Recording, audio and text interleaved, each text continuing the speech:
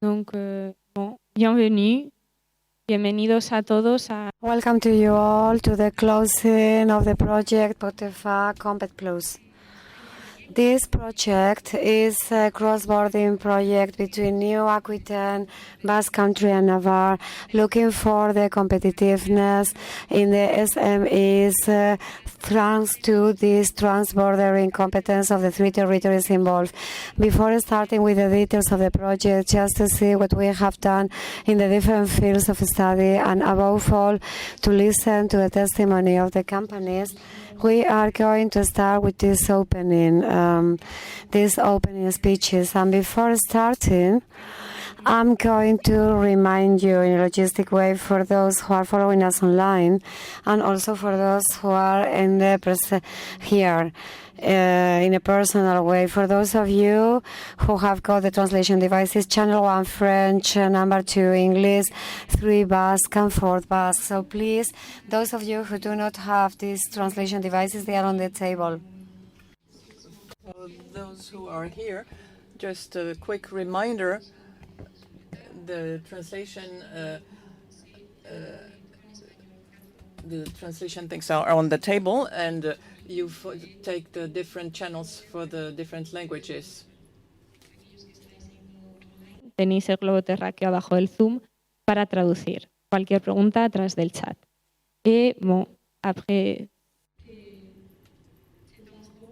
After this introduction, I'm going to give the floor to Mrs. Isaskun Gonier, the General Manager of the Navarra government business sector.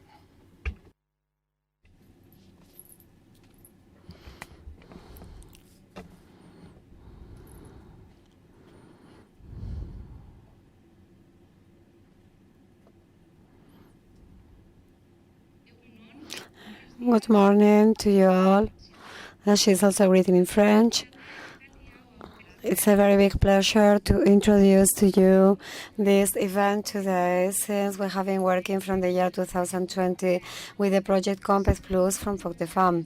And before starting to go into depth in this project, I would like to underline the importance of the cross-border cooperation in Europe. We live a context and a circumstance where it is more important than ever to have a narrow cooperation, cross-border one. We have to launch it. And in this meeting, we are going to see the closing of this POCTEFA COMPET'plus that we have been working on from the year 2020. Before starting, I wanted to devote some words to the importance of cooperation, of the cross-border cooperation. In the context we are living right now in Europe, it is more necessary than ever to foster and to support the cooperation. That cross-border regions were the first to experiment the freedom of circulation offered to Europe by the Schengen space, and those were the first ones to crop the benefits of the euro. However, many of our citizens, we saw that in these regions, they are really disillusioned because of the reality of the European integration. This is due to the fact that we haven't gone far enough in order to eliminate the boundaries in the daily life of our citizens. There are still too many citizens that keep on facing obstacles on a daily basis when crossing the borders in order to find a job, to study, and to have access to quality public services, such as the medical care and the care of children, for instance. When the crisis of the COVID-19 started, the first reaction of many member states was to close the frontiers without consulting the regions, neighbors, or associations, European associations, and social cooperation affected by this closing, as was ours. So this decision placed immediately the citizens and the companies of these cross-border sections in a very difficult situation and exposed them to very important economic and social consequences, with many companies facing also the collapse risk. So to sum up, the pandemics of the COVID has really intensified even more these obstacles that already existed and that weighed on our life of the cross-border citizens. But the will of these cross-border territories is extraordinary, strong, present and continuous. The results we are going to present this morning are going to prove this. And as a proof of the fact that these boundary regions are also contributing to the development of the European priorities such as the sustainable recovery, the intelligent economy, the sustainability and inclusion. They can produce added value through the creation of ecosystems, cross-border and rural schemes, despite the many administrative obstacles. For instance, through the strategy of intelligent specialization of the three territories. These are defined in a very frequent way within a state framework, but these cross-border territories can be complementary, linking the structure of research and the economic tissue on both sides of the boundary, as we are doing right now in our Euro region. The aim of the Euro region is to foster the cooperation among the clusters and innovation networks of the three territories around the strategical sector and with the future potential of the shared territory. The intelligent specialization involves from its origin a vocation of continuous action that allows to adjust the defined strategy to the challenges and capacities of the local areas. Within this context, the ACT, the Euro region, is supporting the development of strategies of intelligent specialization in the territory and will keep on working in the follow-up of its implementation, the observation of trends interrelated that could open up windows of opportunity and the proposal of new working lines in the field of the intelligent specialization. This of the intelligent specialization, for those of you who don't know the concept, mean really the identification of parts of our economy that are perhaps the most important driving engines of our economy and our strategic sectors. We have just finished a committee where we have seen this identification of the new working lines that we are going to start in a joint way in the Euro region in order to push the strategic sectors we have got shared in the Euro region. With this idea, born in the project Interreg of POCTEFA COMPET'plus was born in 2016, co-funded by the FEDER and FODECA funds. And from this first project of analysis of the intelligent specialization at the Euro region level, 3 Euro regional clusters were born: Innomedica, Big Data, and Added Value, that gather 87 companies, technological centers, and training of the 3 regions, and have been created and continue to be working and being funded by an agreement with the Euro region. So a public-private with the Euro region that we call a strategic partnerships.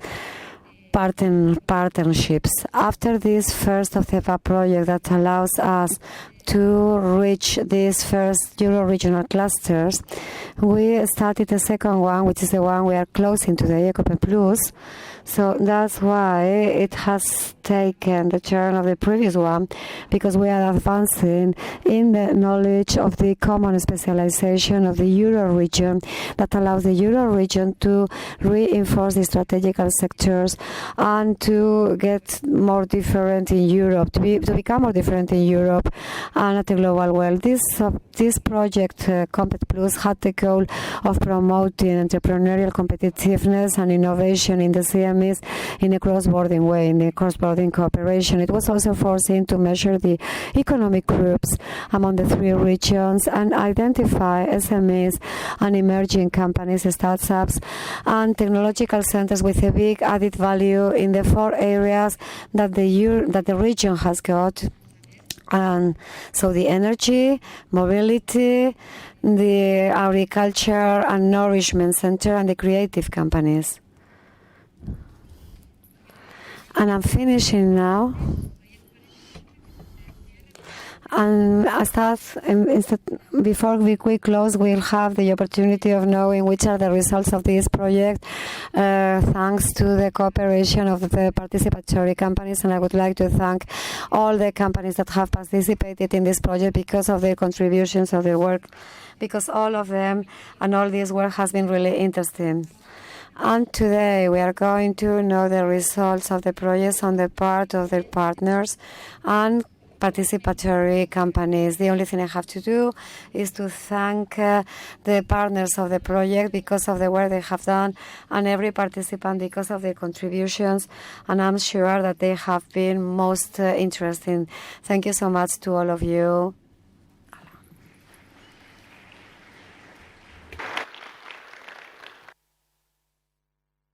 Eskerrik asko Izaskun.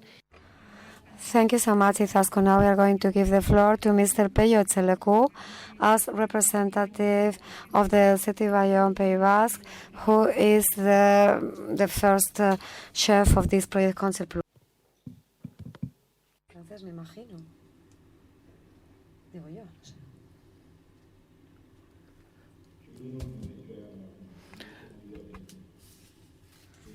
Good morning to you all. First of all, I would like to say some words in Basque. We are practicing what this cooperation is, this cross-border cooperation is, and I'm the one in this place to highlight the big task. Pour le croyant et surtout pratiquant de la relation transfrontalière que je suis, de représenter notre président André Garreta qui s'excuse, et vous dire deux mots autour de ce travail transfrontalier. COMPET'plus a démarré donc le 1er janvier 2020 et nous arriverons à la fin de ce projet de... And this is now the end of this cross-border project in next 31st of May. This was a human adventure, a shared vision, involvement, exchange of opinions around the territorial strategies, and a real collaboration between partners from the three territories: the Chamber of Commerce of Bayonne, Basque Country, the project leader of COMPET'plus, the Chamber of Commerce of Gipuzkoa and Orchestra for Euskadi, Shodina for Navarra, and the Euro region, new Aquitaine, Euskadi, Navarra. In spite of a difficult period, we were confined and had a very different variance in our activity. The objectives were reached. That is the creation of two agri-food innovation and energy hybridization platforms, two cross-border clusters for hydrogen mobility and augmented reality virtual images.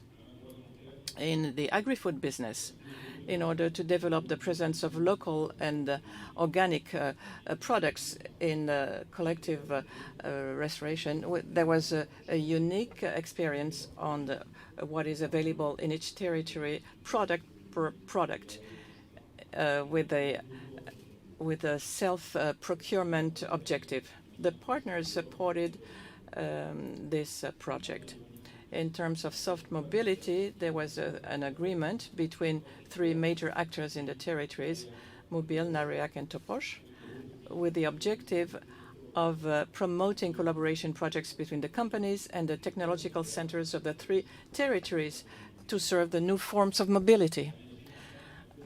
There was also a multi-energy stations with hydro biogas to guarantee the cross-border continuity to be identified as a pilot area in Europe. Finally, we worked in gamification, virtual reality, new ways of doing tourism and e-learning. So we have a lot of work still ahead of us. Empresas y centros tecnológicos de los tres territorios. It has been it has been really a work of 3 groups that have been participating in cross-border projects, all of them based on the analysis of the strategies of the 3 territories in order to identify these economic benefits, and also the analysis of the economic flow between Iparralde, so the North Basque Country, and the South Basque Country, in order to know which are the exchanges and what they consist of in each activity, and also identifying which are the activities that can be relocated, and in this way to create or to reinforce new chain values and proximity, creating new jobs. We have seen that there was a lot of potential in this sense, and luckily, and economically, not only the frontier exists, the border exists, and I can witness that there is still a lot of potential of economic exchange among the companies if all of us make the effort of multiplying the meeting points among the companies.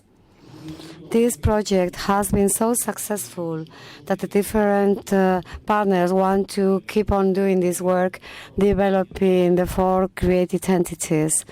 So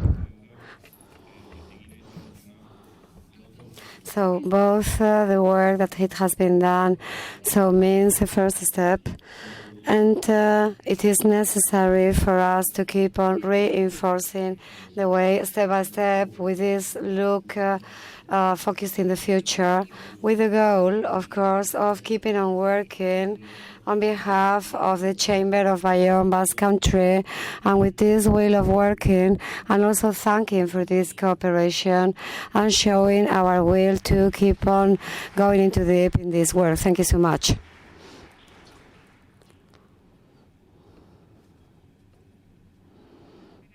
And to finish with this introduction, I'm going to give the floor to Mr. Jean-Louis Val, who's the director of the CTP. The project COMPET'plus is a project co-funded by the federal funds after the project FTC, and we have got here his representative, and then we are going to explain what it is. Buenos días a todos y todas. Good morning to you all. I'm the director of the Community of Work of the Pyrenees, which is the Community of Work of the Pyrenees is a consortium that exists since the year 83. So this means historically 3 years before Spain joined the European Union or the European Economic Community, and 7 years before of the first Interreg program. So just in order to say that the CTT has always been a pioneer in the part of cross-border cooperation. This is a consortium with the 2 French regions, Aquitaine, Occitanie, and the 4 autonomous communities, the Basque Country, Catalonia, Navarre, Aragon, and also the Andorra independent state. We are there from the 2005 with Navarre. POCTEFA is one of the 60 programs of cooperations, of cross-border cooperation programs of the European Union. In Europe, there are 38 terrestrial frontiers, 60 programs. So we have to say that there are 22 frontiers. What I wanted to say, what I'm going to say now, I'm going to talk. Because it's important that you see the context in which you get into the POCTEFA in cooperation, in European cooperation. Today we talk about cooperation between France, Spain, and Andorra, but you are part of 60 cooperation programs, cross-border programs. So it's very important for us, all the more so that we see how difficult it is for these cooperation programs in attracting small and medium-sized businesses. Don't ask me why, for what reasons they don't come, these businesses don't come to this program, but we do that, and this is the role of the Chambers of Commerce. We do it through them so that you are so that you can benefit from these exchange programs. Cooperation, as Peyo said just before me, it's a cooperation project is a human adventure before all. Of course, it means funding. We need the funds. In the 21-27 period, there will be a greater, the funding will be greater by 27%. We have 7-year cooperation program. So we will have 240 million. The Commission will give us 243 million to finance the projects. In the context of Brexit, that we are one of the few cooperation programs where the funding is increasing compared to the previous period. So this is, of course, we're happy about it, but this is thanks to you. Thanks to the work that you did through these projects, thanks to the results that you're going to see now, to analyze the commercial economic flows between 3 regions. This is something as a tool to assist in decision making. This will allow you as company managers to take decisions for the future. And actually, you will also see, you saw maybe through this program, that you are not alone. The regional public governments are there to help you. The POCTEFA funds, the European funds, are also there to be complemented by the innovation and research expenses you have in your businesses. Let me give you a few figures. We funded 174 projects. So you are part of 174 projects funded in between 2014 and 20. More than 100 beneficiaries were reimbursed by the European funds. And especially, we have this. We mentioned COVID several times.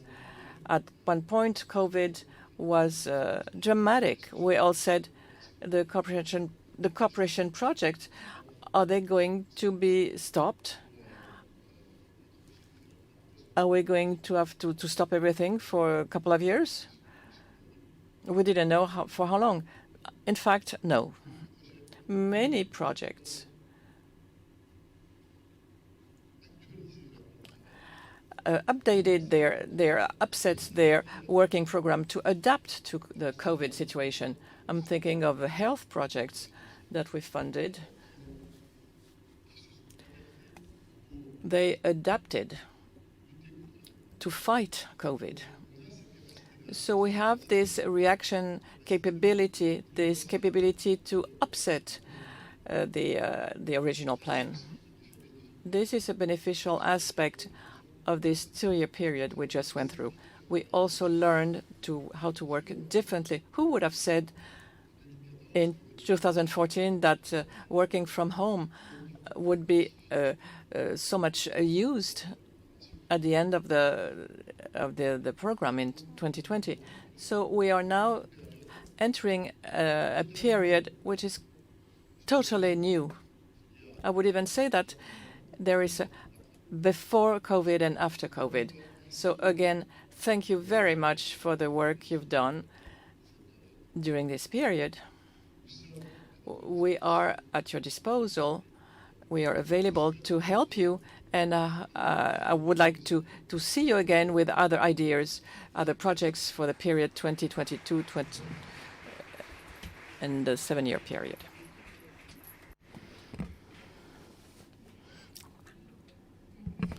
Thank you so much. And now, without any further ado, we are going to try to advance because we have got a certain delay that we have accumulated. As we have presented, the project for POCTEFA COMPET'plus is multidisciplinary, and the goal was to transform this cross-border space common to the 3 regions in a unique opportunity in order to foster the cooperation and alliances among different kinds of companies with the goal of reaching an integrative, sustainable and competitive economy. We have been working since January 4, 2022 in 4 common topics that have arisen from the analysis made by Orchestra among the different specialization areas of the 3 territories. We have been working in creative industries, agroalimentary industries, mobility and energy. And the goal of the project was to create 2 platforms of innovation in order to generate opportunities of closeness between driving companies and local suppliers, to create 2 chains of value in those sectors in order to identify how we are positioned in the cross-border territory. That's why many studies have been done for it, webinars, analysis of the economic flows among the 3 territories we are going to introduce right now. But just to mention that this work has been possible thanks to the cooperation among the partners driven by the Chamber of Commerce of Bayonne, Pays Basque, and accompanied also by Orchestra, the Chamber of Commerce of Guipúzcoa and Sodena as the Navarre partner, and the Association Basque Country Aquitaine. So now we are going to tell you about the work that has been made in each of these fields, and that's why we are going to start with the general framework of the analysis of the flows, and that's why I'm going to give the floor to John Arismendi and Marc Egotaber. They will tell us about the work they manage in general, and then we will go into each different project.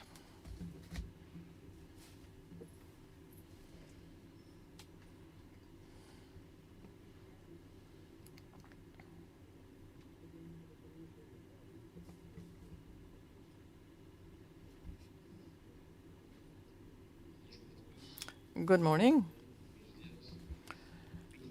The first work we did was the identification of economic flows in our territories, with an identification of cross-border flows, exchanges, with a special focus on the amounts we import every year in our territories, because imports are leaks. It's activity that gets out of our territory. So you see here the map of this work. Imagine, I won't give you the details, but it was a complex technical work to identify in the national accounting of each country the commercial balances, imports, exports, and we translate it into the territory. One of the key variables is employment. You can see that in the pink colors is the local production. We have 147 million euros produced in Euskadi. In Iparralde, we have more than 40 billion euros. So this is an illustration of the economic power, which is 10 times higher in Euskadi and Navarra. What's interesting to see is that about half of what is produced in the territory is consumed locally. Those are the local exchanges. That's the arrow within the territory. And to meet the local demand, that is all the needs in goods and services for the companies, for the individuals, for the households, the administrations, the communities, we're going to use imports activities which are missing in the territory. This is a bottom on the 91 million euros for Euskadi and Navarra. At the bottom, 8 million for Iparralde. That means that every year this territory is going to get outside 89 million euros of goods and services. This shows potential of bringing this production back to the territory. We have to look at the values of the cross-border exchanges. It's 1% of the activity which is exported by our territory. This means that we have a huge potential. And there are exchanges, but that not necessarily land in our neighbor. 99 million euros is what we call the total potential, a theoretical potential. We know that we cannot replace all these exchanges. We often take the exchanges we have an example. We don't produce oil products, but we need them. So 99 million, we cannot all bring them back home. So our second task was to qualify this potential to be re-imported. So we did an analysis with 1,240 products. See a concrete example in our territory on the manufacture of engine parts. You see all this that we already have products, goods, services that can participate realistically, easily, more or less. We can develop these activities of engine parts because our ecosystem already has attributes. We have technical skills, human resources, production tools. We have entrance. And a sizable part of the value chain is already present in the territory to enable this type of development. Donc, you can see here the work to qualify the 99 billion euros that could be theoretically re-imported. So we qualified what we could do, this productive step or jump. So we go from 99 to 16.7 billion euros, for which our territory already has an ecosystem that would enable it to do this productive jump. This 16.7 billion euros could enable our territory to create the equivalent of 80,000 jobs. On the left, for all products, you see the first levels of identification on the 4 COMPET'plus themes. In COMPET'plus, we had an additional commitment for this potential activity to be brought back home. Which ones could be innovative?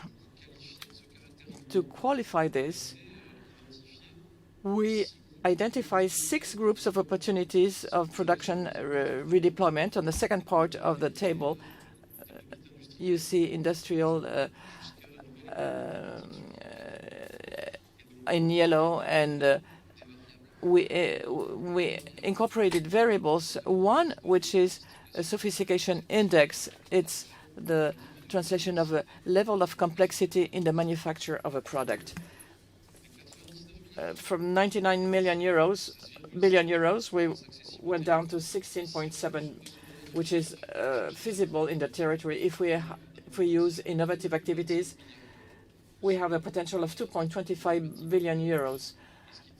And this would mean the creation of 9,000 jobs. That's all for this part, and I'm going to hand over. Thank you, Jan Arismendi, for this macroeconomic approach. As you understand that this COMPET'plus program is both macroeconomics, it's also a field job with companies, businesses, groups. And now we're going to go into each theme in the program. We're going to start with mobility. Maybe a macroeconomic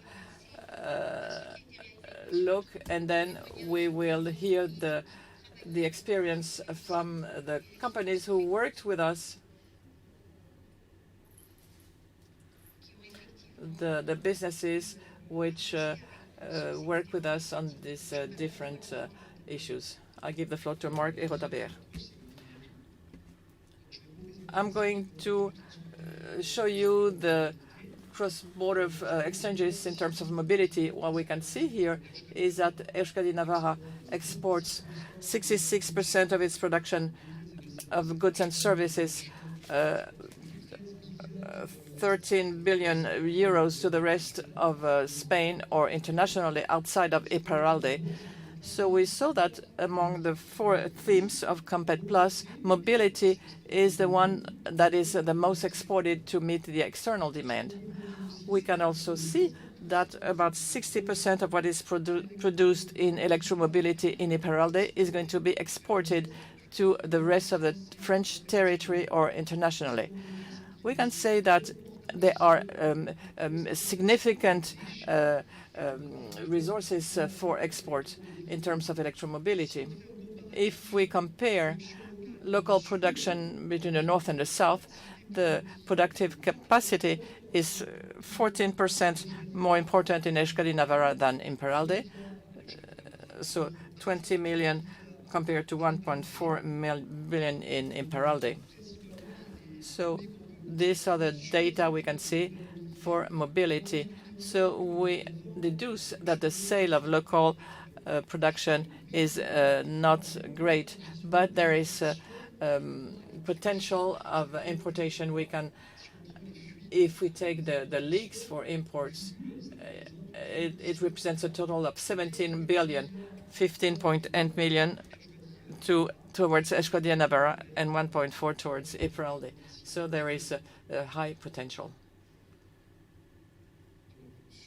So out of the 17 billion of imports, we said which ones are the most accessible. We go from 17 billion to 4 billion euros for these economic productive jumps.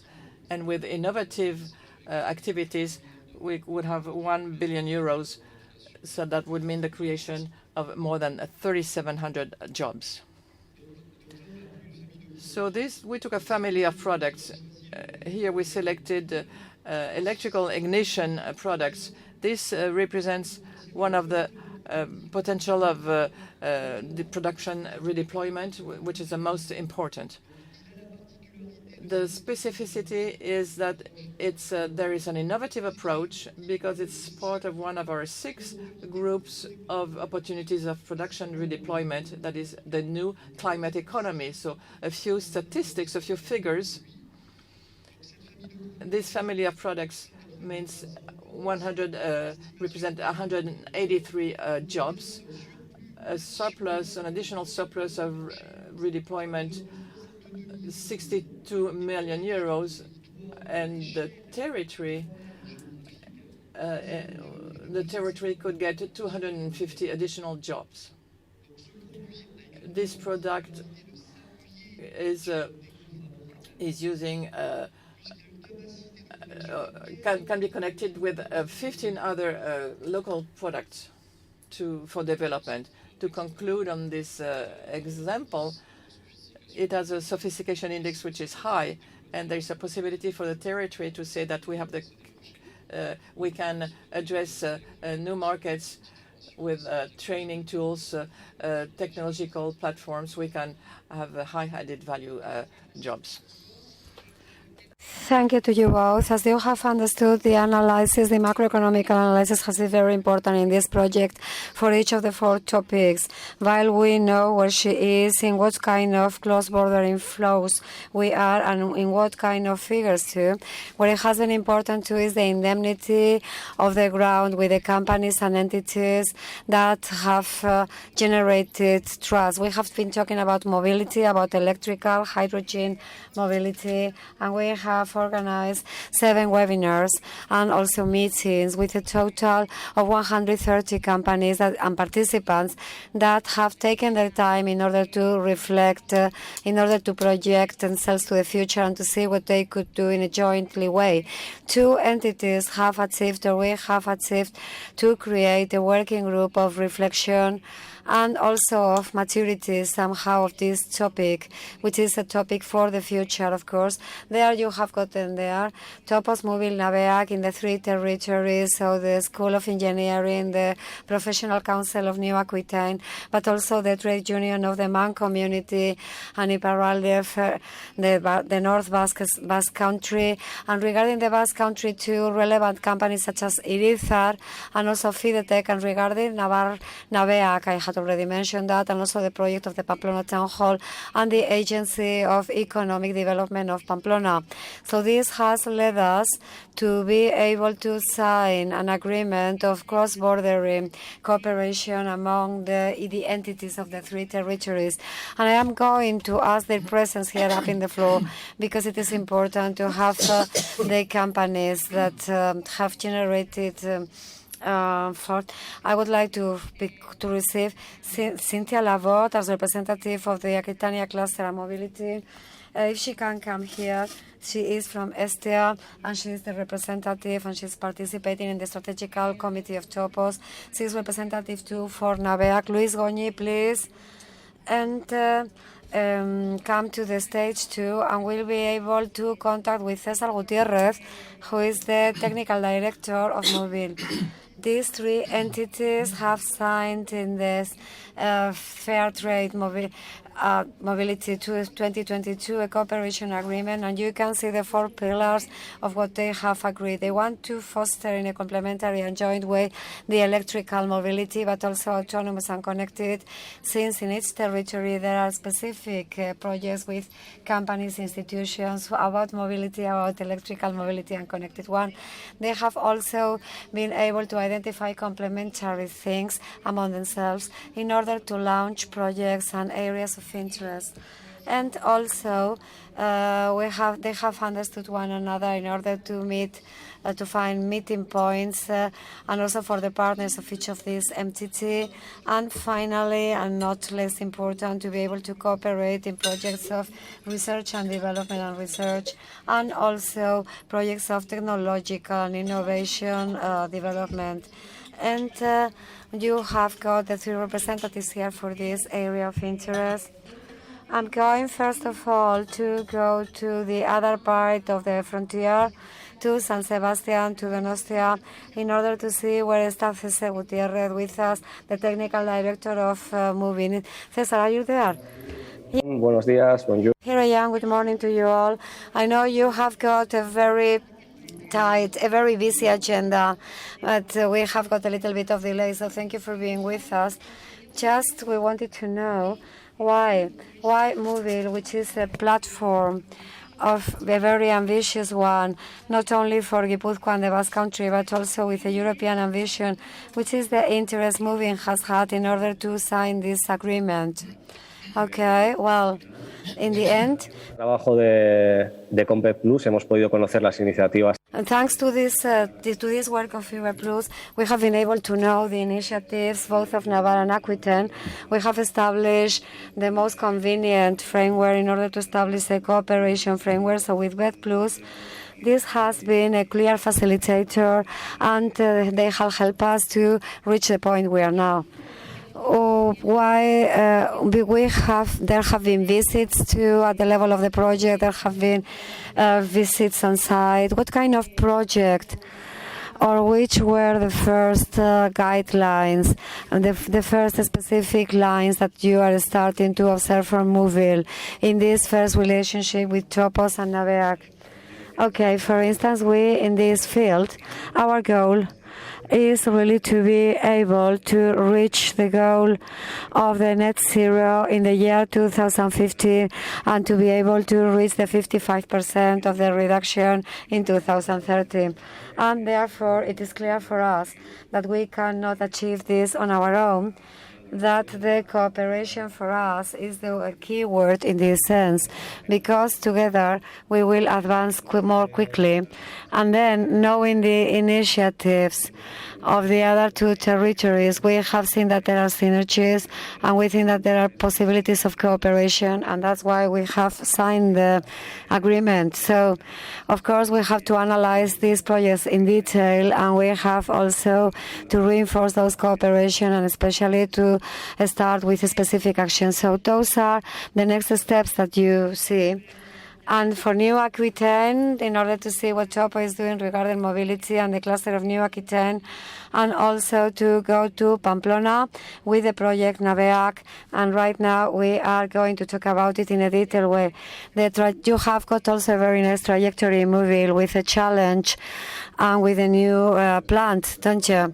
Yes, it is very ambitious, and we are immersed in putting and to start the works of the definite site and the future installations. We are totally immersed in this ambitious project. Thank you so much, Manuel, because we have stolen some minutes of your busy day, so we leave you now. And now we go back to Biarritz in order to talk about this agreement. So perhaps Luis from NAVEAC, can you tell us a little bit about how you have reached the agreement so that people can know it? So why had there been any interest in signing this agreement, this strategical one of cross-border cooperation? Good morning to you all. Français est pas suffisamment bon. I'm sorry that my French is not good enough to talk to you in French, so Spanish is easier for me. NAVEAC es el programa que el gobierno de Navarra tiene para afrontar la movilidad. NAVEAC is the program of the Navarre government. Oferta industrial. Have two perspectives, the industrial, the technological one, and the demand of mobility in the territory. In both cases, that was the opportunity, and it was the opportunity to work with our neighbors, because in the case of the offer, we needed one bigger scale in order to be able to reach projects that were sufficiently ambitious so that our companies could aspire to work in the global value chains, because we are in a sector that is obviously global and requires also some investments in technology that are very, very strong in the challenge of transformation where we are. And secondly, regarding the demand of mobility, as the General Director, Izaskun Goñi, has already said, at the moment where freedom is something, of course, essential and connatural to the European populations, and the way of life of the European populations is threatened, and at the moment where this freedom of movement is also threatened, it is at these moments where the frontiers, where we can exactly, because frontiers are what makes difficult the mobility. Because one barrier is mobility and the exchange of markets and wares and goods. This is the opportunity, because where the difficulty is, it is where we find the opportunity. Now what we can experiment in the three territories, in the frontiers, going through the frontiers and communicating the companies and people of the three territories. This allows us to experiment with technologies and with solutions that are going to be very much demanded as a commodity on usual terms in the exchanges in these sectors, because the automobile sector has started with the frontiers. It's a global one, so to work in the frontier allows us to anticipate to problems that have been exposed by mobility, because mobility in a territory, mobility takes place in a territory. It's not in an empty, in a vacuum place, but among people in the territory. It's not only industry, but also the governments, the ones that have to cooperate in order to look for solutions so that their citizens, the people, can have that freedom of movement that we need, and also to get positions in Europe, something very important. Comme représentante du cluster. Cynthia Lamotte, thank you for being here as representative of the Estia and the Engineering School of Iparralde, and Estia is a member of the Topos Committee. Same question to you. Why did you go take this road, and did you sign this cross-border agreement in mobility? I'm going to change seats. I'll be more comfortable this way. Indeed, I work at Estia, don't work at Topio, and Estia is a member of the steering committee of Topos. So I'm speaking on behalf of Topos today, but also on behalf of Estia. I think that the interest for Topos in this proposal, besides what we just heard, is the possibility to extend the dynamics, the industrial dynamics of the industrial actors in New Aquitaine beyond the French borders. Topos, which is an Aquitaine cluster from Bordeaux, there is a very strong Bordeaux prism. That's normal, but when we propose to them to go further, they think it's interesting. I think that's what happened within Topos, is that this partnership proposal was first, they became aware of the fact that the activities within the cluster were very border-oriented activities, and that there was one opportunity to go further with a discovery of potential partners who are extremely interesting in Euskadi and Navarra, and indeed projects which are which they have the same themes, the same topics, the same connected vehicles, autonomous vehicle. Luis. Which are the next specific steps that you see from NAVEAC, from Navarre, through and by means of this cross-bordering agreement? Okay, we have already detected, I can't remember whether there was 6 or 7 specific topics where there is a complementary technology between Estia, also Fidetec in Guipúzcoa, and also NITEC at a more technological level. And perhaps the next step is to sit all together and to see where is it meaningful to deploy a European project, because one of the goals we have got is to capture European funds for this funding of the innovation of the research and development. Same question, Cynthia. Which are the next steps absolutely necessary for this convention to become a reality in the field with the institutional actors, with the clusters, but also the businesses? I'm going to put my Estia hat. Now we are used to working with the actors in Guipúzcoa and Navarra, and the only way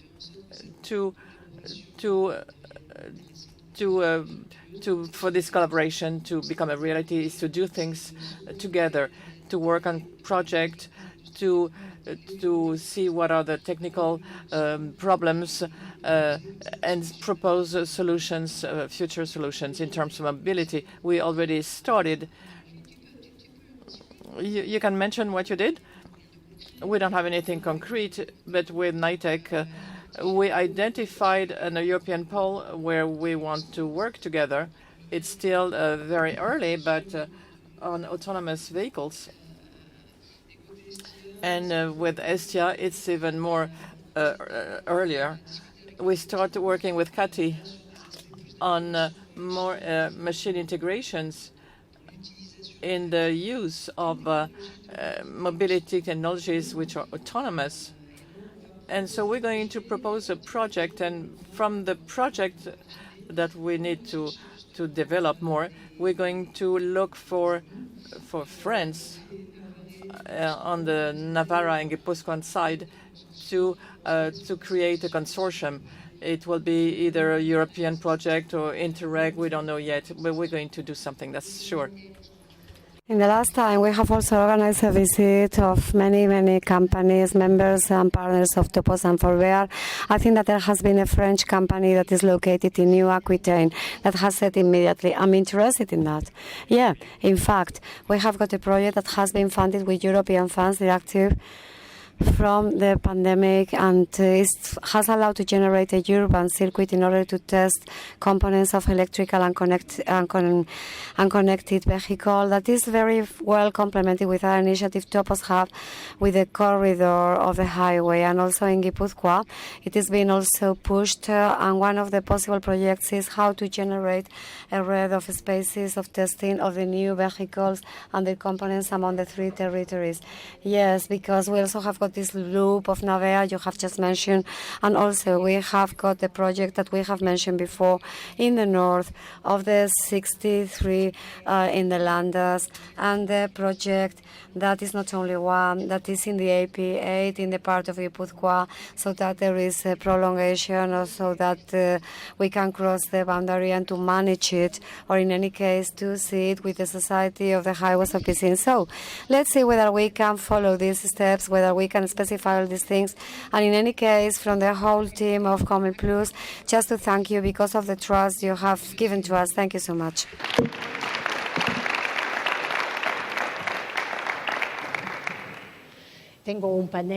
I've got a red panel or a red card every time that I'm running out of time, so that's why I do this. So in this context, we have been talking about energetic hybridization. And when we are talking about energetic hybridization, we are talking about hydrogen, of course, and if it's possible, green hydrogen, and also electromobility, but also of biogases. There are several of them, and also about fuel. And this is a topic we have included also in this project, and in a couple of minutes you will have the presentation of some stakeholders that have given us their trust. But let's go through the via of macroeconomy to know how many millions we have got in economic flows and how many employments, how many jobs we are going to create in the next 10 years, maybe so. Mark? Gracias, Olga. Thank you, Olga. Among the 4 themes of COMPET'plus, energy is the area which depends most on the imports for what is consumed locally by the households, businesses, associations, or the public sector. Indeed, what we can see here, that more than 70% of this local demand leaks. That means that the production supply, the local supply doesn't meet the local demand, because there are, what we can say is that there is a high potential of relocation for the energy, because it generates an additional surplus of market redeployment of 10.5 billion imports for the whole territory. So there is a high potential of a growth of cross-border exchanges between Imperial de Euskadi and Navarra. If you look at the fields and imports outside of the 3 territories, it's about 55% for export and 75% for imports. Remember what we said earlier about the full potential of relocation, the 10.5 billion. When we say what could be the production jump, we could have an accessible potential of 5.5 billion, and that could we could create 26,100 jobs in the territory. Now, remember, we looked with an innovative activities focus. We would have a potential of reimportable activity of over 1 billion euros, with a creation of 4,500 jobs. Here we have this family of products, electrical boards, with a very high potential.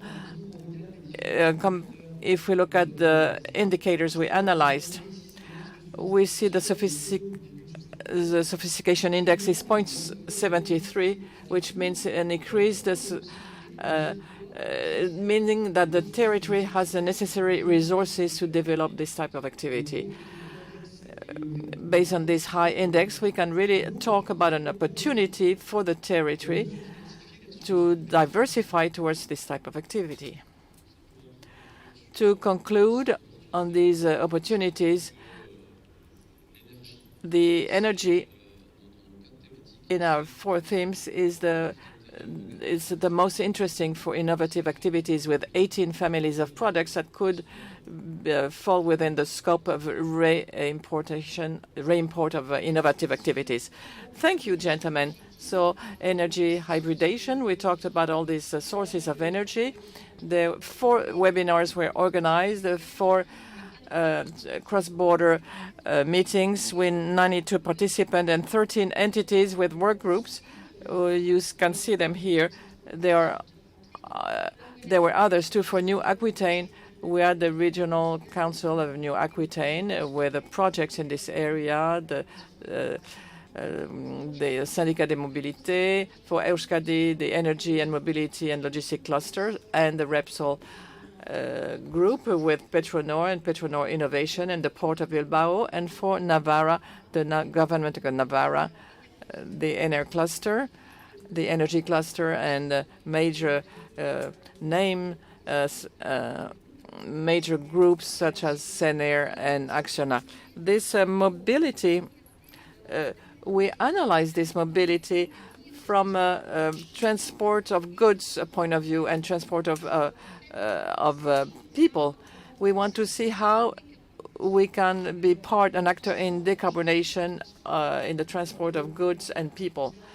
We did a study on the creation of a cross-border corridor with multi-energy stations to guarantee the continuity in the 3 territories, either by creating multi-energy stations that can offer the panel, all the different energies to trucks and buses, or complementary facilities with a proposal of electromobility, but also biogases and also hydrogen.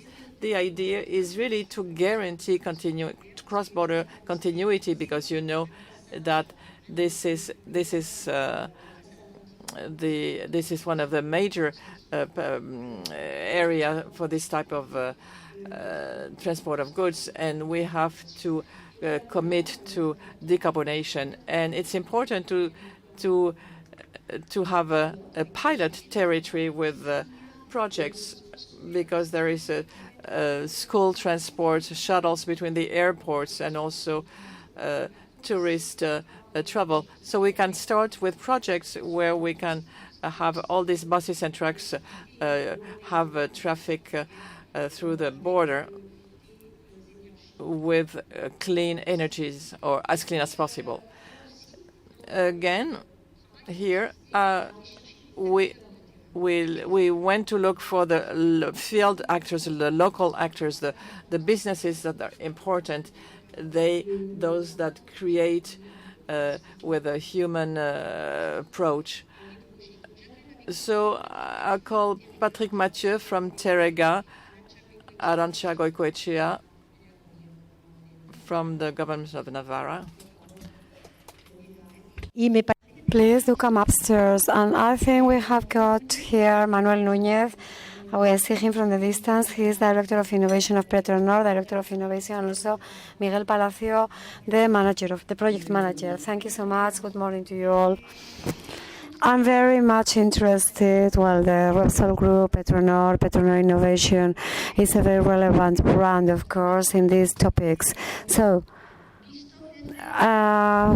seeing from your group, from your entities, your institutions, why participating in these dynamics? Which is the interest that Petronor had in the last months to be in these meetings and in these groups? Okay. So I'm the one. Thank you. Yeah. Hello. Good morning. Okay. The interest on our part is very clear from the point of view that we are a group that we have foreseen, and we had the object in the year 2050 to be neutral regarding carbon, and that's why we have started a whole itinerary in the sense of the decarbonization. Moreover, as suppliers of transport energy, we in our locations and service stations, we have started the processes of multi-energy years ago. First of all with the self-gas, and then with natural gas, and then also with the part of reloading of electrical vehicles. And nowadays, we are having the interest of all the projects of hydrogen and the implementation of hydrogen stations. So from that point of view, we are interested in approaching any project of multi-energy stations, no doubt about it, that to enlarge this to the transbordering area is very interesting for us in this sense. Yes, and this is also meaningful when, for instance, in a local area also wants to become regional and international. So all these big corridors where it is possible to offer low carbon products, and this enable this decarbonization in every activity, not only in the transport. As we know, Petronor is a very relevant stakeholder in the territorial project of this green hydrogen. We have got the corridor. It has been created, this several river corridor with the 4 territories that are in the south of the Pyrenees. How do you think that this idea, this project, this strategy can cross the frontier? The ambition of generating big ecosystems of hydrogen exactly makes it necessary to articulate at both parts of the Pyrenees the generation of these big two ecosystems. It's not enough that just one ecosystem in the Basque Country or in Navarre, in Aragon, or in Catalonia, but it is necessary that these ecosystems are integrated and moreover to give this cross-bordering jump with other tools we have got there, so other elements that are enabling things. One of them has been this project that has allowed us to come in direct contact, to get in direct touch with these institutions, and then we have got also the community of the Lower Pyrenees, and there we can also find these synergies that are cross-bordering. And as two elements that we have just started with them. So 2 minutes again to Biarritz. I'm coming back there. Aranka Goicoechea from the government of Navarre has been from the very first moment in this job here on the field in order to identify the different complementarities that we could have. So a little bit the same question. So let's say, why are you there? Why are you here? Well, I have to say, I have to highlight that I have been negotiating these international projects in the service of the energetic transitions. In this service, we have got as a guide of the energetic plan of Navarre. Those are the guidelines, the one for the 2030, whose goals are energetic efficiency, renewable energies, sustainable mobility. So every initiative that means decarbonization, that means the change of fossil fuels to alternative ones, that there is this kind of ideas, innovative ideas, and of course there we are in order to support it and of course to participate in as much as we can. Navarre, of course, has got projects in hydrogen.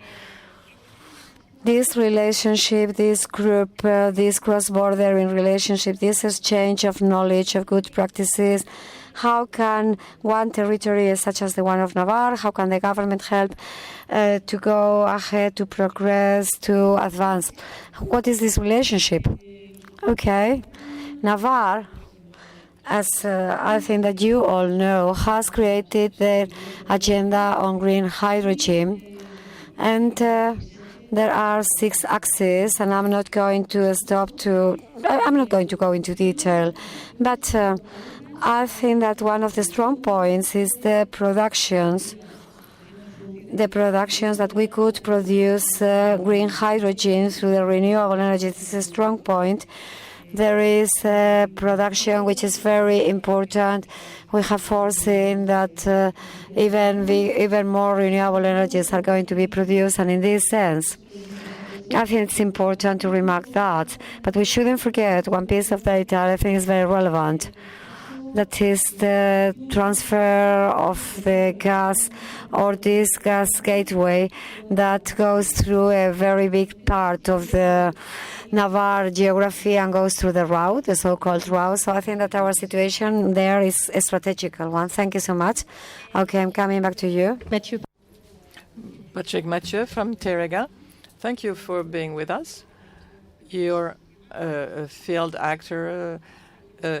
We also work with businesses since Terega, which created a hydrogen department, but also involved in gases. And we know that all these energy issues are important or essential for our economies today.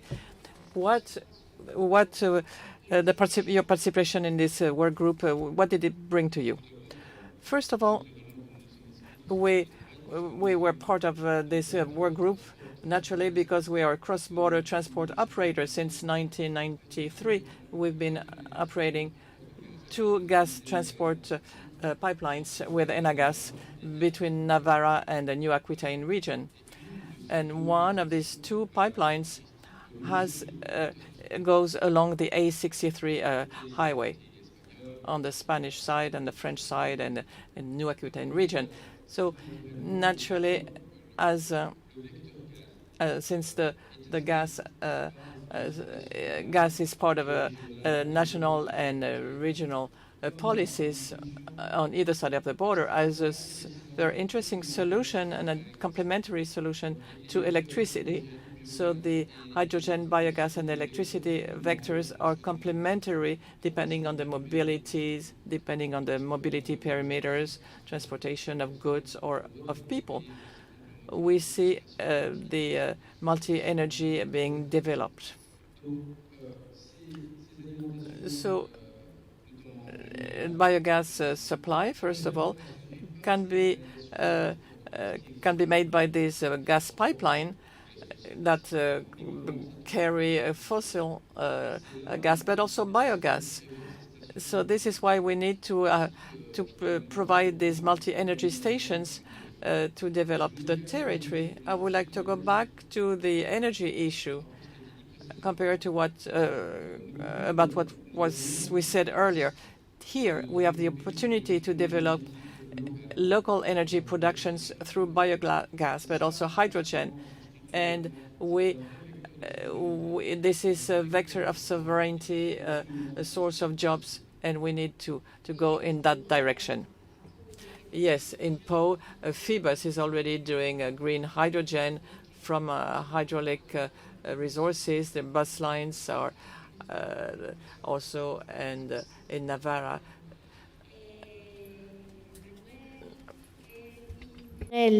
Manuela, Miguel, which are the next steps, specific steps that we should give in this cross-border cooperation or this working group so that we can make something specific to reach to a project or to involve even more companies, more and more companies in this challenge for the future? Okay, good morning again. Okay, I think that the first step has already been given, just to know which were the proposals that the public and private sector have got on both sides of the frontier. And now the challenge is to achieve this integration, and that the development that is going to take place in the ecosystem is a meaningful one. Some people have already said that there must be solutions that must be centralized, and some distribution must take place too, and then decentralized solutions must arise too, until the network is generated. I think that in the end, to look for this cohesion and these synergies among the projects is something fundamental. So I think that the way is to keep on, or to have a forum where we can see the progress of all these initiatives, and based on them, to build a solution that can be a global one. Global at the level of the three territories and the Euro region, New Aquitaine, Navarre, Arantza. The same question to you: which are the next steps that are really essential or indispensable to complete this first stage? And what could it contribute to Navarre?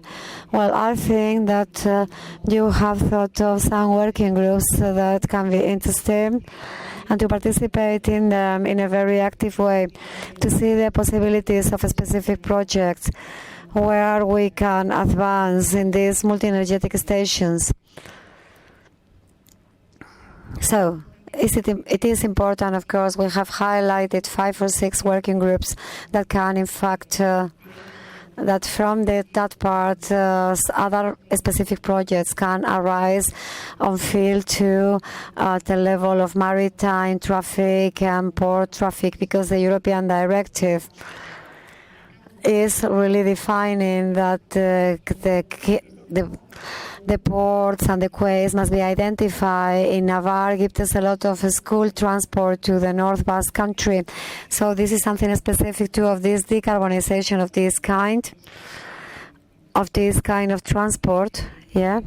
Yes, as you said, every week there are many pupils from Pamplona or Navarre. They go to different parts of Aquitaine, of this place.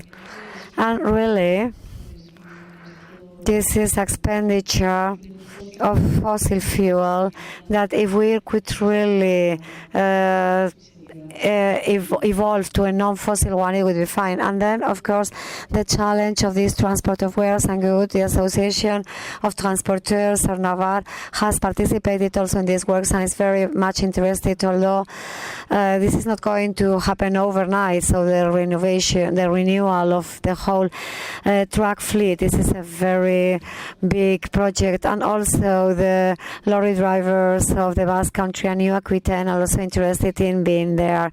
And for sure, you are going to enable this reflection and also this construction effectively of this cross-border corridor.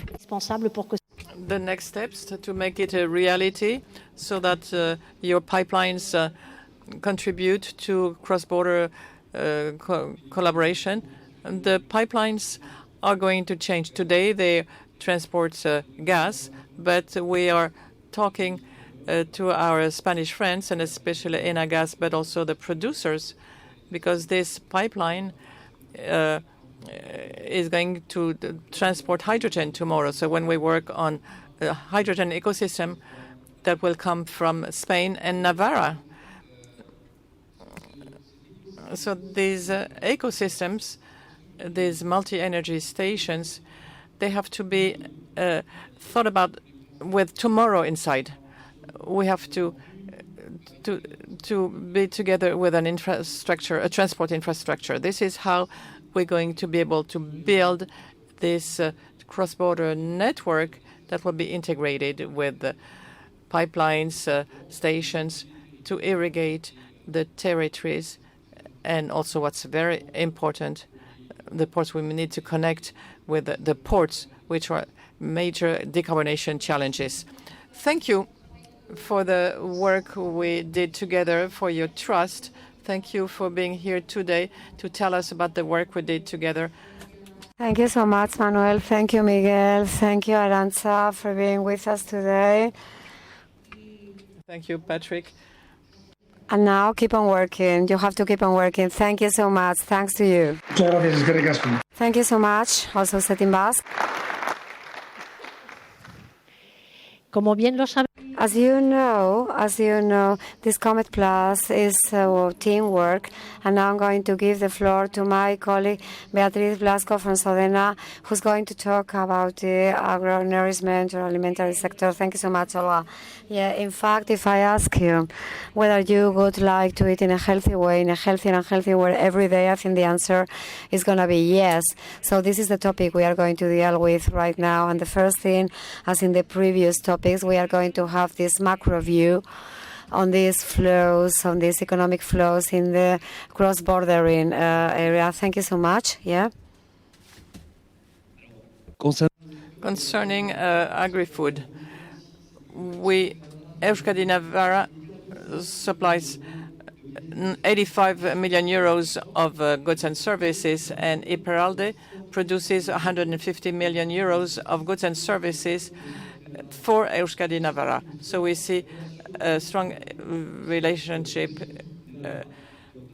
among the four themes of COMPET'plus. Agri-food is the ones where the cross-border exchanges between the internal sites are the most important. So there is a high potential of growth of exchanges north-south by going to the potential of import and export outside of the territory. So we can relocate more than 8 billion euros. Remember, this is the third time I'm going to do. We started from a theoretical potential of 8 billion euros. The production jump would be the capability to reimport the equivalent of 6 billion euros. So you see a major part of the potential resource with the creation of more than 34,000 jobs in the territory. If we focus on the innovative activities, we have 190 million with the creation of 165 jobs. And this is an illustration. Within this sector, we have this product, food preparations with a high potential of redeployment. this industrial ecological approach. Look at the connections with local products. There are about 42. The jump index is going to assess the synergies, and it's 204.78, so it's quite high, and it shows that there are many connections with quality. To conclude on this product, we wanted to promote that because today this is where the effort to realize this development. This is a product where there would be the least efforts, because today the ecosystem is already significant with all these activities that contribute to the chain of value. Thank you, Mark and John. Very interesting. Let's see whether we can really intensify this exchange between the north and the south part. So just to sum up, what we have done along these months of projects with POCTEFA is to focus on the agroalimentary part in the improvement or the introduction of healthy nourishment in the collectivities, so dining rooms of schools, hospitals, companies, and we have seen that the interest is growing. We have got closer to those topics thanks to some webinars, and we have made some gatherings and meetings in companies that are interested in it, and they have changed their menus. And on the other hand, we have contacted also with suppliers that can render the service to them. We also have got companies that can also assist, helping to modify these menus. And there you can see the stakeholders we have counted on in the 3 territories. So in Nouvelle Aquitaine, we have the participation of Astenac, LED.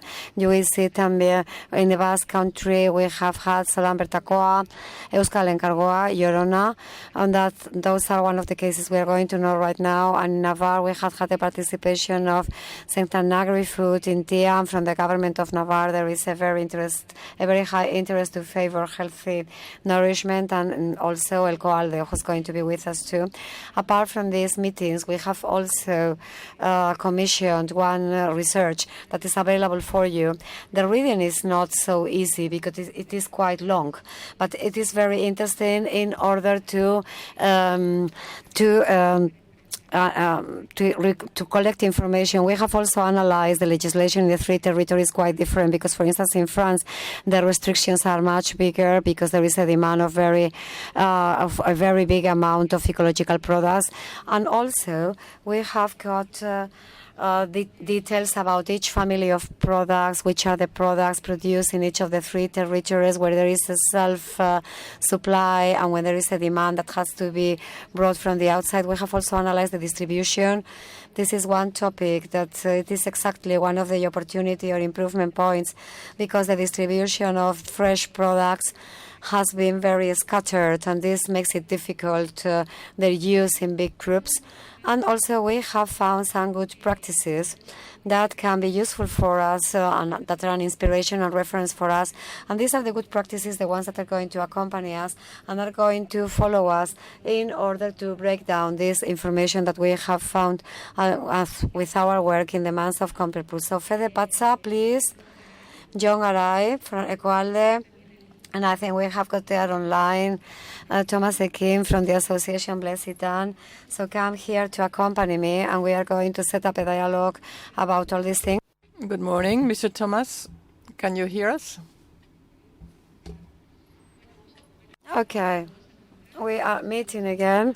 In the last time, we were also in a talk in Mintia, and now we can review some of the things, or recheck some of the things we talked. I'm going to start in order with Fede. Fede, I'm going to make an introduction. Fede right now is a person that has already started for Orona a change in the nourishment. The menus are much healthier now. And in order to work with our companies. And I would like to ask you, because this was the question we posed, what is something healthy for you? Oh, well, you will answer, yes, something healthy in a brief way, in a short way. For me, is, yes, please do get closer to the microphone. It must be a seasonal product and produced as closest as possible to the place where it is eaten. So seasonal, and also close. What is for you proximity? Proximity, this is the big question. So the eternal quarrel we have. It should be produced as close as possible to the place where we are transforming it and serving it into meals. So close in Guipúzcoa, for instance, or in these surroundings we are talking about, it is easy to find products. But if we talk about bigger spaces of production, so for instance, Andalusia, this closeness is, well, this concept of closeness is something different. So in this space we are, so for instance, Navarre, North Basque Country and so on.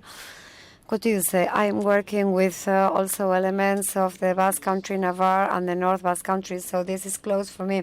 But I also work with food from La Rioja, Cantabria, so produce as close as possible. Yeah, but we are, if we want to foster this cross-border relationship, we are in the ideal place, aren't we? Yeah, that's perfect, that's marvelous. Okay, good morning, John. John Garay from Ecoalde. Please tell us what Ecoalde is so that we can know it. Good morning, and thank you so much. Ecoalde is a non-profit organization made up and created by 68 producers of ecological food in Navarre. And why have you created this? Why this group? Which are the advantages of the group? And what are the advantages of the existence of Ecoalde? This is a very important concept, so tools. So the producing part understands that they need tools in order to distribute and to trade in a joint way. And in our case, to have access to a dream. To have access to a dream, some people are present here. Somehow they have been aiming at this dream for 30 years. So to have enough capacity of articulating an offer in front of the demand that it could be, and they couldn't do it in an individual way. It is very complex. It is very complicated for a unique and single supplier to supply a whole community, because you can never fail. You may never fail. So this is a tool that is going to help the producers and should be competitive enough in the distribution area to comply with all the duties they have. Well, thank you, John. Thomas, can you tell us about your association? Good morning. Our association is called Biarcor Lupor Cartea. We are in Ostabat in Bas Navarre, and we have more than 300 farmers, organic and conventional Eparalde farmers. And we work on this program of introduction of organic food in collective restaurants. We started 20 years ago with a pioneer. That was the High School of Navarra in Saint-Jean-Pied-de-Port. We've been working since 2002 with them on this gradual introduction. We worked also with Ecoalde, with Euskadi and Navarra on these questions, especially on the procurement part, but also regulations and organizations of the work in the kitchens. But we are the producers.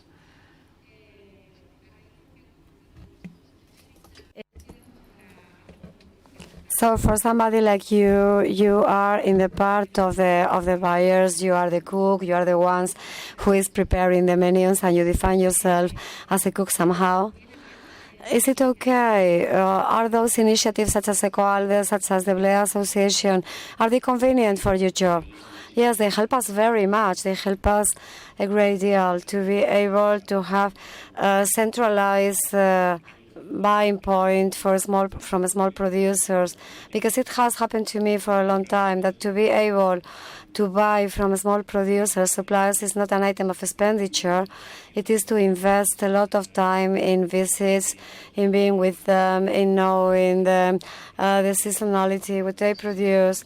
In the 6 years it has been my work to visit the producers, to be with them. So these initiatives really help us, especially Ecoalde, that is closer to me.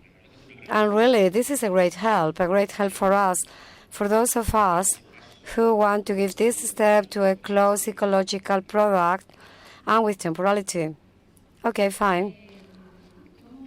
What is your opinion if we think of this cross-bordering environment, this Euro-regional environment, what are you missing? What should we need so that this could grow even more in order to facilitate companies and dining rooms and that they would integrate the food you are suggesting? What are the next steps? To say this, for me, is to ask too much from me. Yes, it is all the work we have been doing, and we have been working for long years, compiling a lot of information, many producers, many visits, and so on. To have these cases really help us, would really help us in the caterings or in the working centers, in the dining rooms like ours, to be able to have a tool where to look for something, where to know, where to get together, where to offer, to look for it, and to have a place where you can find these shortages. We have a lot of work. There is a person that is only and exclusively making all the orders and all the phone calls, and it is an investment for us that is very big. For a small company such as ours, it means a lot of effort. We do it in a very loving way, but it would really help us to have these initiatives, to get related to them, to know what is happening in one place and other, and to be able to communicate and so on, and to know one another. In our experience, for instance, there is a key, which is the dialogue that arises, and I think this is what FEDER means, with the different stakeholders regarding the collective restorative business, the producing part. I'm part of the technical team, not the producing one. In our case, it's been a structure, and what we try when we are talking about to make the primary sector more professional, this is a task of knowing that not only the sale of the product is okay, but also we must have more producers within EcoArde and activate synergies with other projects. This is already there. This is something very important. In Navarre, we have got this example that this demand, this existing demand, and in this case, the administration sometimes by the public procurement can do it. It is articulated, and it enables us to give some steps and to create new places in Navarre in order to recover, for instance, beans and leguminous plants, and to gather producers that weren't in the same group before, and they had really to outsource, for instance, the canning, and this really helps us to articulate the sector. In our case, the experience says that the producers also must think of the mind of the other stakeholders. They have to think of the kitchen. Administration has to understand the problem of the small production. So when we are talking about the prices, about the public procurement, and so on. And I think that this is one of the keys, because this really helps to understand that if we want to foster, let's say, the local product, it's important to know the seasonality. We were used in too many schools, for instance, to hear that frozen products should be consumed. And there are many products that we are talking a lot about it. So each part is understanding, and this helps the other part to advance. I think this is one of the keys that we have to keep it. And in this case, this automatically enhances the fact that these people, in the case of Navarre, taking care of our earth and of our land, these producers have to get more empowered and keep on advancing in this sense. Mr. Ergi or Thomas, do you think it's interesting to have a collaboration with Navarra Erskadi to complement your product offer? If it's obvious that our three territories are very complementary in Iparralde, in the Atlantic Pyrenees, we have a deficit in terms of fruit, vegetables, dry vegetables, lentils, all productions from Alaba and Navarra. So we really have to find complementarities. On the other side, we can offer interesting products for animal food, cheeses, meat, very high quality meats. We have a challenge. There is a political demand in France and in Iparralde we have the EGalim law. There is a criterion of 20% of organic food in collective catering, but they don't take into account the proximity products. They don't take into account a product that come from Navarra or Euskadi because they consider it's not the local territory. So there would be a collective demand because it's based on this criteria that you assess the managers and the chefs in the schools to see their progression. We're going to improve our criterion if we bring fruit from Lot-et-Garonne or from northern France, but if they come from Navarra, 50 kilometers from here, it's not going to increase our score. So we need to change the counting rules, and we have to ask the state for that change. Anything to add to this comment, this searching for complementarity between products of one part of the frontier and the other part? Would it be interesting? Yeah, that would be really interesting to be able to buy, to work, to join, to get together, and to be able to use the food of one side and the other. And in our case, being in Gipuzkoa, being in Navarre, in the north part of the Basque Country, Navarre contributes with a lot of fruit, of vegetables. We have got a lot of them coming from Navarre. We do not have any problems with meat, for instance, or cheese or whatever. And also beans coming from Navarre, from Álava. And the North Basque Country is, for me, I wouldn't say it's unknown because I'm working many things with them. But we wouldn't know how to say what they could contribute for us. So, okay, I think that Thomas has also said that they have got more meat, so there is a kind of complementarity there. So we do not have got much more time. It's a pity. We just keep this idea. We keep on favoring these meetings that really can help us very much to keep on working on this topic. And for sure, this complementarity among products in this area, such a rich area in nourishment, we can be working on it. And all of us have to be keeping on eating in a healthier way with local products, seasonal products, and we are in an ideal place, absolutely ideal. Thank you so much, John, Fede, Tomás. And now we are going to move to a different area.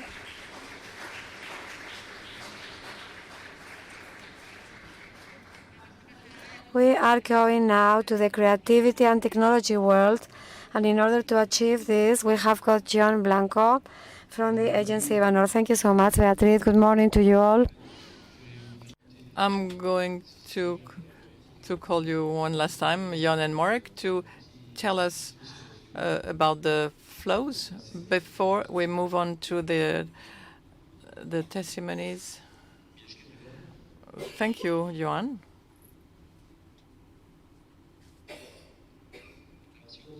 If we take the cultural and creative industries, what we noted here is a proportion which is very high of what is produced in Iparralde that's going to be exported.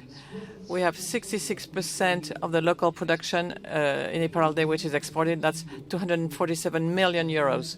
So this COMPET'plus exports the most, not in money, but in percentage. We have more than 60% of this local demand going to Euskadi Navarra. So there is a potential of a relocation of 3.6 billion euros of import in goods and services in cultural and creative industries in the whole three territories. For the last time, we start from a complete potential of 3.6 billion euros. We see what could be the production jump, the ecosystem that has proximity to go there, and we go down to 1.2 billion goods and services that could be re-imported. That would mean the creation of 6,000 jobs in the territory. And we focus on innovative activities. There is a potential of 80 million euros with the creation of 174 jobs.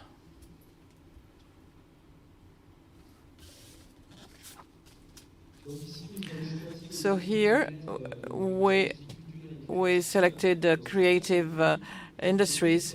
The telephones, they show the potential of redeployment, which is the highest, considering the various indicators. When I say telephone, I think of manufacture of smartphone accessories. Here, we're not going to manufacture smartphones here because it will be very difficult to compete with the local Asian countries. But on the manufacture of accessories for smartphones, there is an opportunity of production redeployment. The sophistication index, 0.61, shows that there's a high level of technicity, which means that the territory has the resources and the skills to consider this type of local diversification. Just to conclude this message, that we could go into certain markets, even though today we know that they're essentially in Asian countries, in Asia, Mexico, but we do have activities in our ecosystem that could deploy activity and be a source of job creation, also with a high consumption products. Thank you. Thank you. In the area of creative and innovative industries, we worked on gamification and increased reality. We organized 6 events, 3 webinars with B2B meetings, but also cross-border meetings between the 3 regions, and the regions exchange on future projects or joint projects. We mobilized 78 participants, and we created a cross-border cluster with entities from the 3 regions, with 13 companies, and with whom we're going to discuss later. As I said, one of the objectives was to create cross-border clusters. We have joint objectives. We signed a convention where we have several points: increase the brand image, the visibility, and dissemination of opportunities in the territories, promote collaboration opportunities, set up joint projects, identify opportunities for funding through European projects or regional funding mechanisms, develop new solutions for training. In this area, the training is emerging. There are new uses, and we know that some entities are working together to work on new training to train the new engineers for these new jobs. Now we're going to hear the companies. Today we have 3 entities. Jaime Gorospe from WETAC in Euskadi. He should be online. Jaime, I don't know whether you're listening to us. And Emric Baldice from Sidimage company.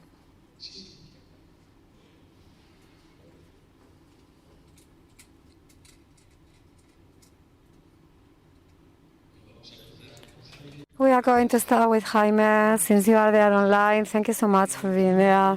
So just one simple question at the end. Why was it important for you to join this cross-bordering cluster and being active in that space?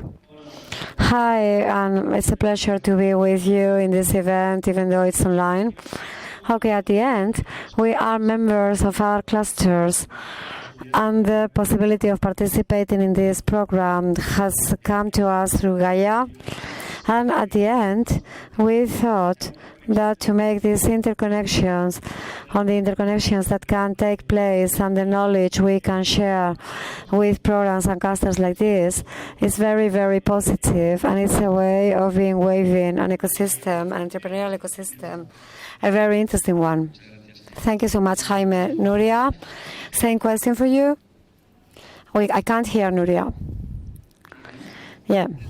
We are a startup specialized in virtual reality and information. And it was very interesting for us to be able to participate in this kind of cluster and interconnecting companies, because what is virtual reality and information, there is still a long way to go. So really, to have the expectation that just one company can develop this is almost impossible.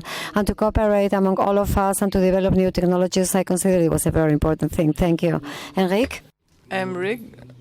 Good morning. Same question. Why is it important for you to be part of this cross-border, of this cluster with these objectives in the short and long term? What do you think of it? I'm in charge of CityMage company. We edit software for a building. We've been working for 10 years on augmented reality and virtual reality to increase the safety of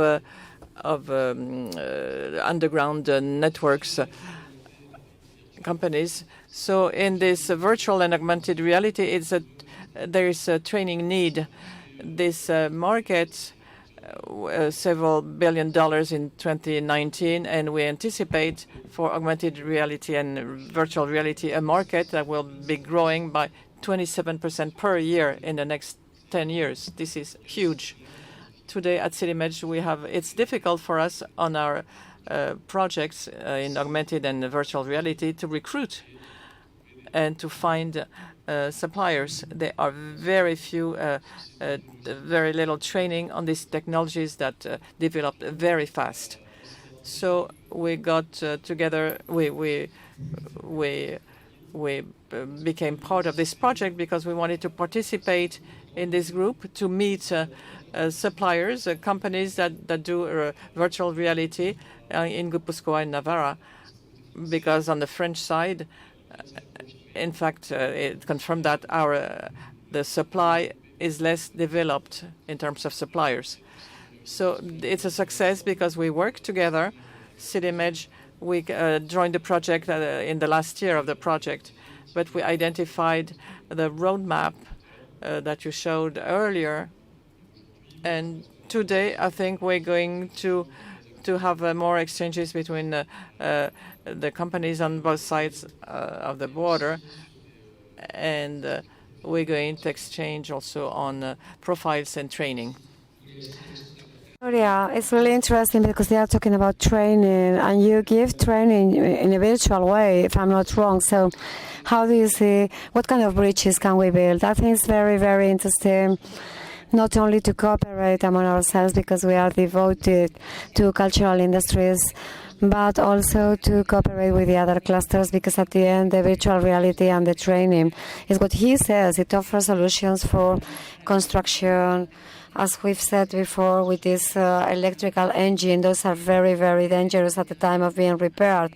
You can even die if you don't use, if you do not know how to get close to these new technologies well of engines.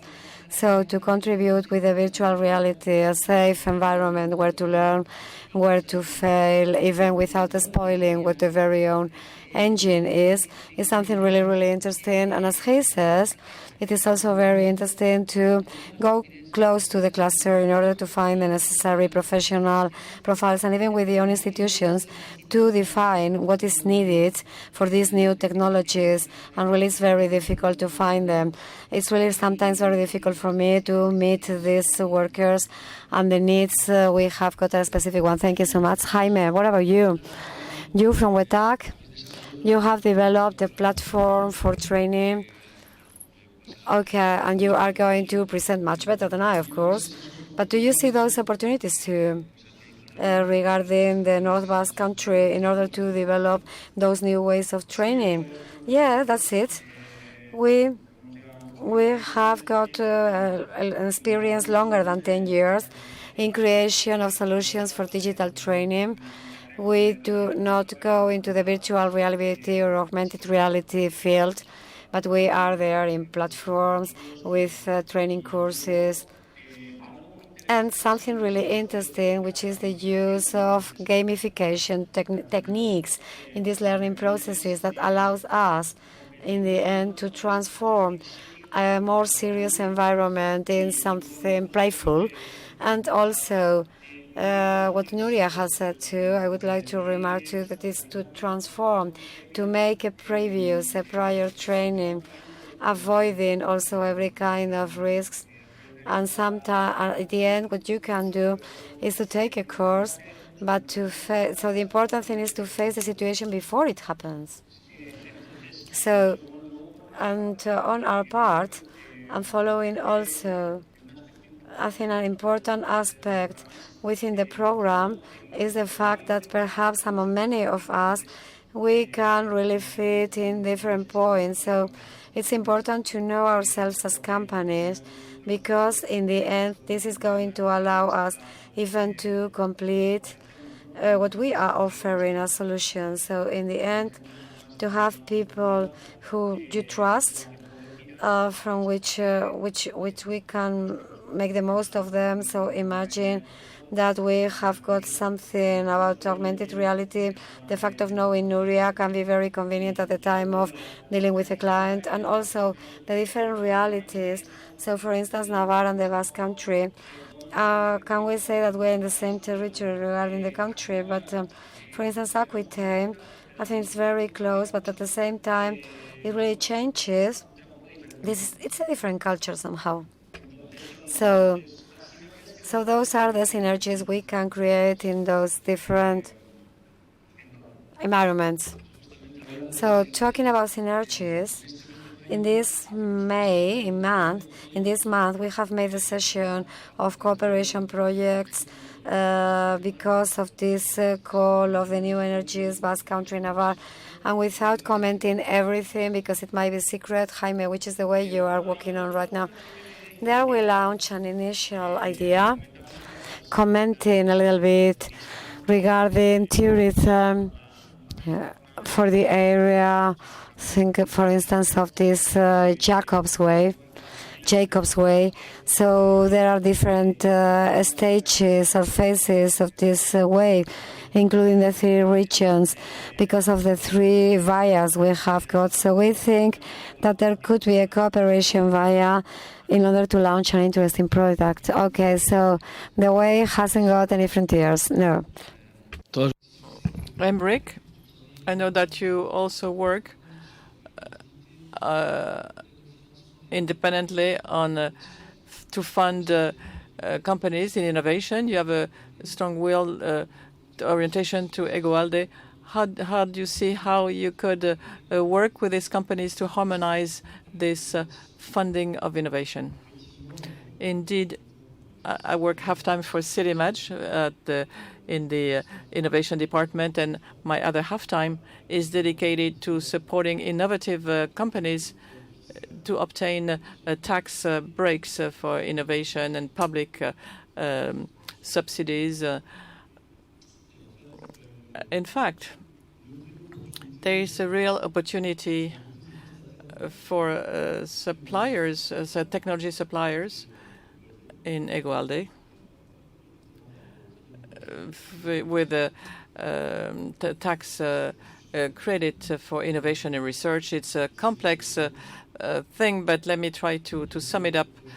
This tax credit for research and innovation, with this tax break, the companies can deduct from their taxes depending on their investment in R&D. These investments can be invoices of authorized suppliers, and this is that can apply to any European company. On the Guipuzcoa and Navarra side, we have a high concentration of technological suppliers, developers, augmented reality, virtual reality, and other topics, data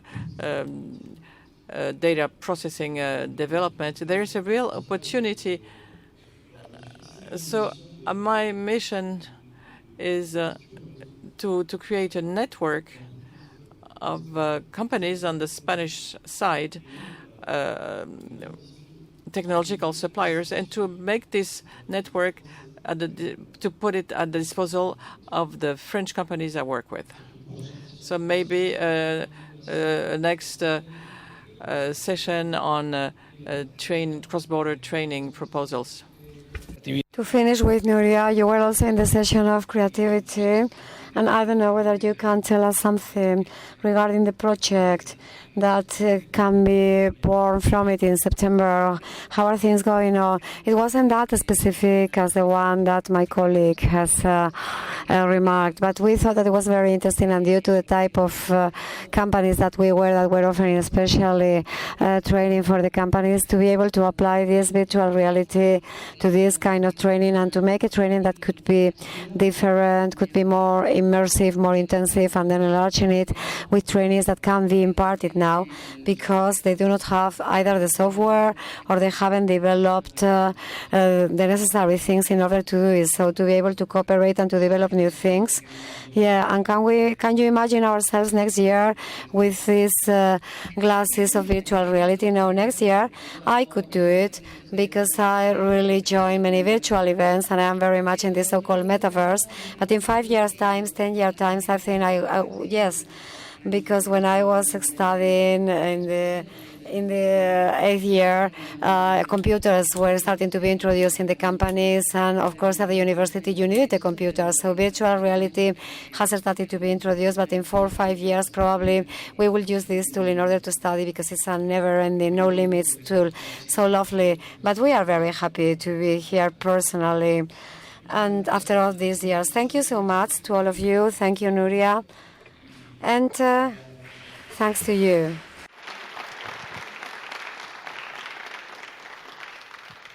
Voy a pasar palabra. Okay, we are going to give the floor. We are going to start with orchestra to Mercedes and Ushue. Just to tell you, just to make a small remark, you see that this project, as we have seen, is a human adventure. Those that you have seen here and the ones that have yielded results. And we are also thinking of Beñat Jauregui, who is on a sick leave, but who's been with us for some years, for some days, sorry.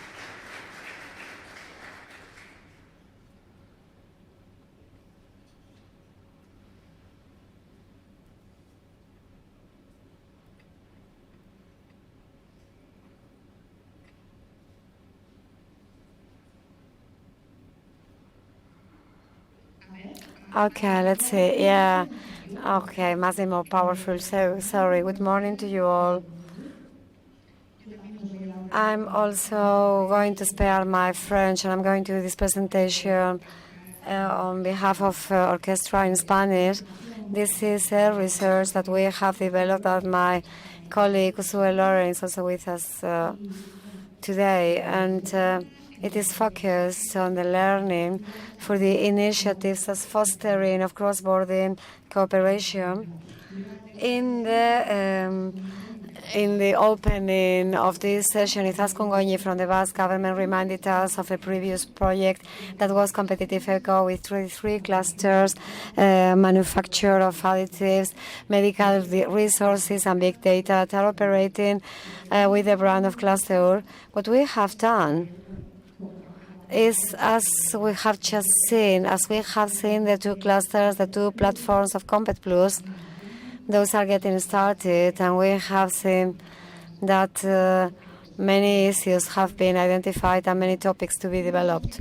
And what we wanted is really to make a research in order to analyze which has been the impact in the entities joined to these three clusters with the brand El Pasteuro. We wanted to understand this impact of the participation in order to have this knowledge and to be able to apply it and to extract lessons learned and to apply it to future initiatives. We have made some interviews, and we have been able to reach more than 60% of the companies and entities that right now have joined the three clusters. And we have worked on two topics: the barriers to the cross-border cooperation before and after participating in Class Euro, and the perception about the importance of different types of innovation before and after participating in Class Euro. So this dia, I think this is a slide that we are going to skip because it's quite late. We have made some analysis. This is just an example of the statistics, and I'm going to go into depth in the learning. So the two first learnings, you will think, well, this is something quite obvious. But we are talking about identifying the needs of the joint entities and the topic of networking. But sometimes it's also important to verify that these entities adhere to the clusters. Also see that a way of starting this kind of platform, of cooperative platform of a cross-border character, is to identify the different needs of these kinds of entities in every cross-border territories. These companies that nowadays there are entities that are participating in Cluster 1, they consider that the best of the participation of being joint adhere. The strong point is the networking. On the one hand, to know entities, companies similar to you in other territories, in our cross-bordering territories, also in the case of this combination of Basque Country and Navarre, and also this space that allows them through the networking to cooperate and to join needs in order to work in a joint way. The second group of learning that we have identified with this research is the one of participating in Class Euro enables us to overcome the different barriers to the cross-border in cooperation that exists already.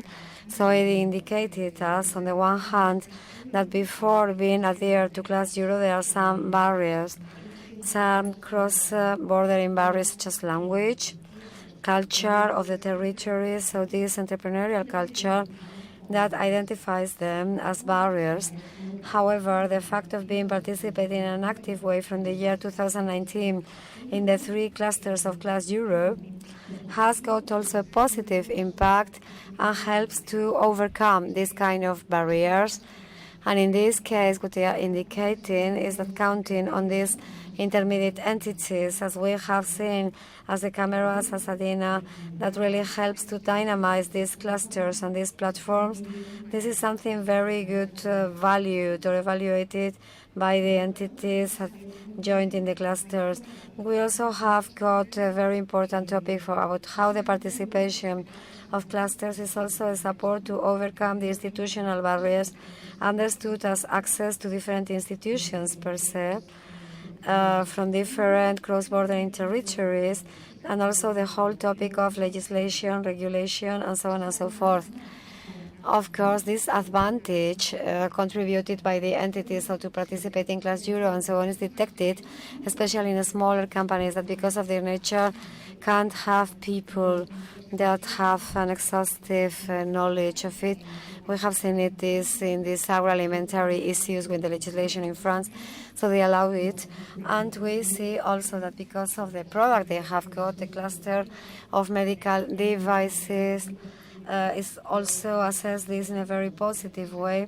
This is legislated, although there is an umbrella legislation at the European level. There are also some cases at the state level, and to participate in the cluster allows you to have this knowledge and to overcome those barriers. And to conclude, this, of course, we are supporting the research, development and research. We have to keep on working. And there is another more successful message in the area of research, development and research. It's a very complex topic.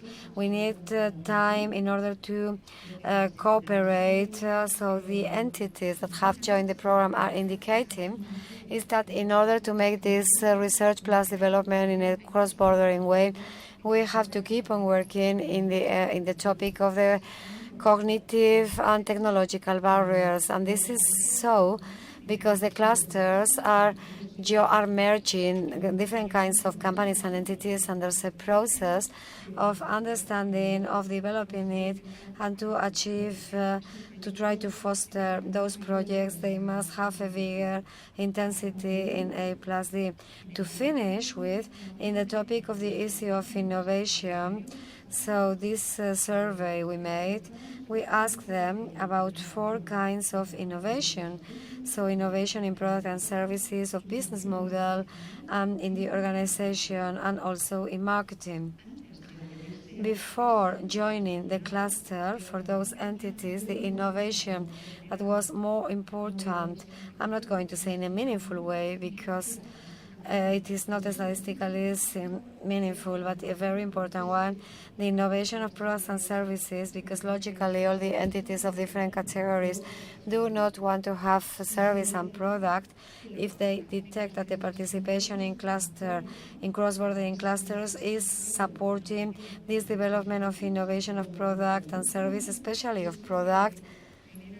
And this generates that the entities consider that it's even more important for them because they are identified channels in order to develop innovation, especially from in the product. So if we think that this is a development field, the generation of new products and services in a complementary way among the entities, it is true that it also draws our attention the little importance that is given by these entities to other kinds of innovation of business model, organization of marketing, and in the end they are very complementary, so that you do not only perform the innovation of product and services, but this can become a project of commercialization, and the company or the entity must be ready for the development. So then when it is ripe, it can be identified.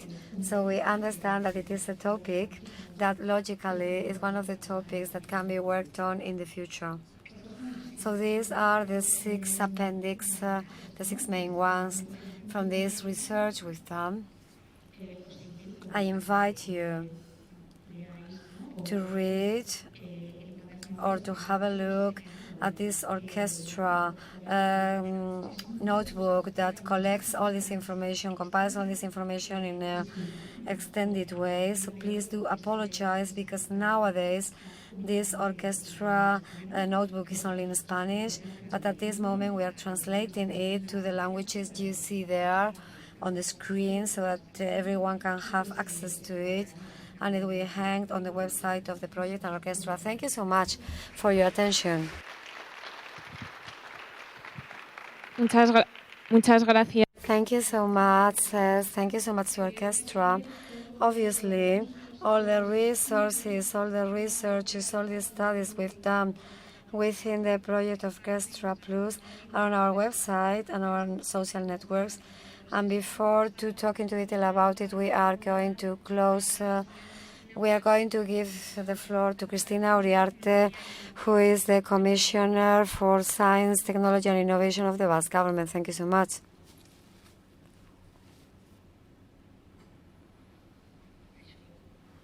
Hi. Okay, can you listen? Yeah. Bonjour à tous et à toutes. Placer handia da niretzat gaur hemen egotea, zientzia, teknologia eta berrikuntzarako. It's for me a great pleasure to be here, to be able to participate in this meeting as representative of the Basque government and to participate in this meeting around science and to close this project, the COMPET'plus project. We saw different the different themes of the project. Thanks to that, to this meeting, we are aware that we have the potential to become a strong economy at the cross-border level. The different regions can participate in, can be involved in strategic sectors that we will have to continue supporting. We should know that the sectors that were the most impacted by COVID must continue while we shouldn't underestimate our capacity to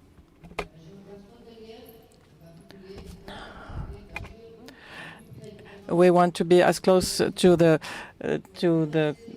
field as possible to become a tool for development. The POCTEFA project is a clear example that the cross-border territories can reveal complementarities between different systems of research on either side of a border. We have reached the different objectives set by the COMPET'plus project with 2 innovation platforms and 2 clusters which promote cooperation between the driving companies to create a technological offer and supply that is shared around 4 topics: electromobility with hydrogen electricity, healthy food and cultural industries and innovative industries. Cross-border cooperation promotes European cooperation. We create bridges over territories with similar problems and social and economic developments. If we only eliminate 20% of the obstacles to cooperation, to cross-border cooperation, we could increase our productivity by 22%. We were able to find new solutions to specific problems. To do so, the Euro region is going to continue supporting the development, the competitive development of territories within the framework of the digital revolution through smart specializations to guarantee the sustainable development of the territory and to enable new knowledge. To reinforce this system and to go further in this work, we are here. And finally, I would like to thank all the partners, all those who worked in COMPET'plus. I would like to thank the initiatives, the companies. It's true that the health crisis created difficulties that we were able to overcome, and in spite of all that, we completed the project. Y antes de acabar. Thank you so much, Cristina, for these words of closing of the project. And before finishing, those of us who are here and we are going to go to the cocktail area, we want to thank all the participants, partners, people, and to remind you that you have got there the website of the project, the LinkedIn page, the LinkedIn site. We also have got a YouTube channel where we have hanged all the sessions, all the webinars that have been made for those people that are interested in them and probably you haven't been able to participate in them. You can revisit them to search for information, and you'll find the testimonies of the good practices, the presentation of Estuabro, and the part of the study of the corridor, the session of creative industries that were made online.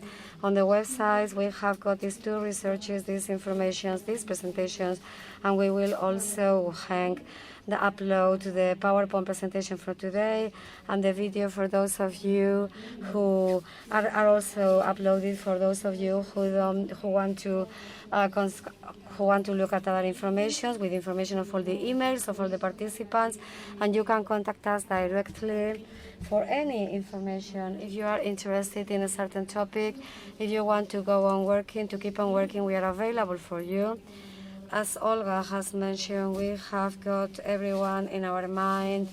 We want recovery of Beñat, and hopefully he can come back as leader of the project, and on behalf on the Chamber of Commerce of Bayona, Pivas.